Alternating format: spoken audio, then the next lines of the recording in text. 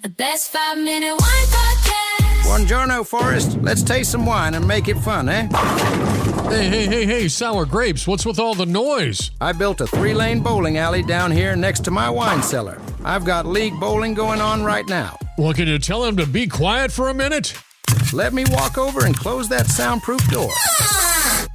Okay, let's dive into today's episode, the 5 steps of wine tasting. Step 1, see. Yes, see the wine. Hold it up to the light. If you can't see through it, either it's a red wine or you forgot to take the cap off. Good advice. Step 2, swirl. Swirl the wine. It's like doing a mini tornado in your glass. Just don't get too excited and spill it on your date, unless you need an excuse to leave. Haha. Step 3, sniff. Sniff like you're trying to identify the mystery smell in your fridge. Get in there. If you smell wet dog, send it back. Otherwise, enjoy the aromas. Oh boy, I'm getting hints of laundry day. Step 4, sip. Take a small sip.